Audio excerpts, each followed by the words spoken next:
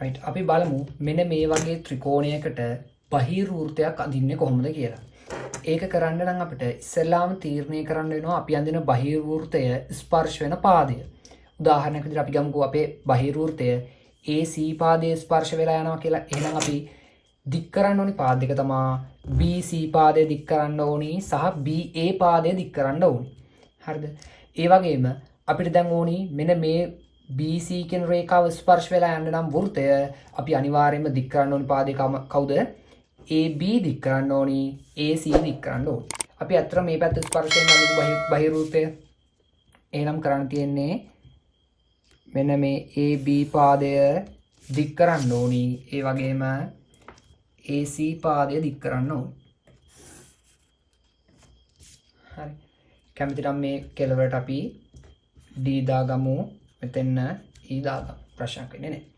ඊට පස්සේ කරන්න ඕනේ දේ තමයි කව කට්ට අරගෙන මෙන්න මේ දික් කරපු පාදය, ඒ කියන්නේ අපි දන්නවා මේක බාහිර වෘත්තයක්නේ. බාහිර කෝණයක්නේ. මෙන්න මේ බාහිර කෝණය සමච්ඡේදනය කරන්න ඕනේ. ඒක කරන්නේ කොහොමද? කව කට්ටරේ යම් කිසි දුරක් අරගෙන අපි ඡාපයක් ගන්නවා. ඊට පස්සේ යම් කිසි දුරක් වැඩි කරලා මෙන්න මේ ඡේදනය වුණ තැන් දෙකේ තියලා ආපහු ඡාප දෙකක් ගන්න. අන්න ඒ ඡාප දෙක ඡේදනය වෙන තැන සහ මෙන්න මේ B ලක්ෂය අපි යා කරනවා. එතකොට හරියටම අපිට එනවා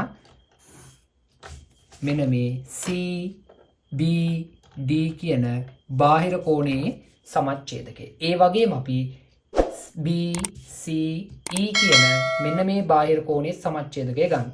ඒක ගන්න අපි මොකද කරන්නේ? ඒත් කව කට්ටර යම් කිසි දුරක් අරගෙන C කියන ලක්ෂයේ ඉඳලා ඡාපයක් ගන්නවා. දුර පොඩ්ඩක් වැඩි කරලා මෙන්න මේ කැපුණු තැන් දෙකේ ඉඳලා ආපහු මේ පැත්තෙන් ඡාපයක් ගහනවා. මෙතන තියලා ඒ ඡාපය කපනවා. ඊට පස්සේ C ලක්ෂයත් මෙන්න මේ ඡාප දෙක ඡේදනය වුණු තැන් දෙකත් තැනත් අතර අපි මොකද කරන්නේ? යා කරනවා.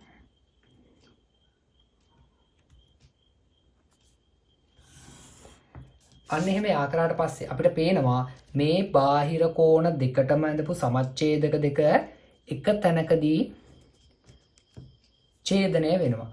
අන්න ඒ ඡේදනය වෙන තැන ඉඳලා අපි කරන්නේ මෙන්න මේ ස්පර්ශ වෙන්න ඕනි පාදයට ලම්බකයක් ඇඳ ගන්න ඕනි. අපි දැන් දන්නවා බාහිර ලක්ෂයක ඉඳලා පාදයකට ලම්බකයක් අඳින්න කොහොමද?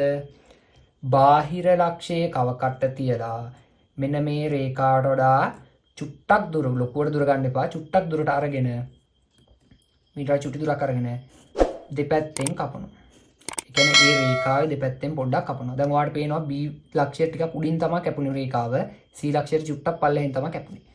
දුර වෙනස් කරන්න නැතුව හෝ චුට්ටක් අඩු කරලා හෝ ඔයාලට පුළුවන්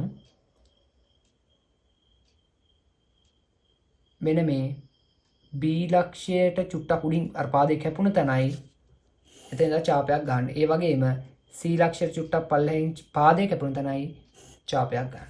ඊට පස්සේ කරන දේ තමයි මෙන්න මේ රේඛාවයි අර ඡාප දෙක ඡේදන රේඛාවයි ඒ දෙක යා කරන්න ඕනේ. ඒතකොට ලම්බකයක් අඳින නිසා අපි මෙතෙන් එනකම් දිගේ රැවිලා එතන ඉඳලා කඩේ රැන්දත් ප්‍රශ්නයක් වෙන්නේ නැහැ. ඒතර මේක ලම්බක වෙනවා. එතකොට පේන්න තියෙනවා මෙන්න මේ බාහිර ලක්ෂයේ ඉඳලා මෙන්න මේ මෙතන තමයි අපිට කේන්ද්‍රය ගන්න වෙන්නේ. අපි කව කට්ට මෙතන තියලා කේන්ද්‍රය ගන්නවා මෙන්න මේ පාදය ගාවට. එතකොට පෙනෙයි මෙන්න මේ පාද දෙකත් ස්පර්ශ වෙගෙන යනවා වෘත්තය. අපි වෘත්තය ඇඳොත් එහෙම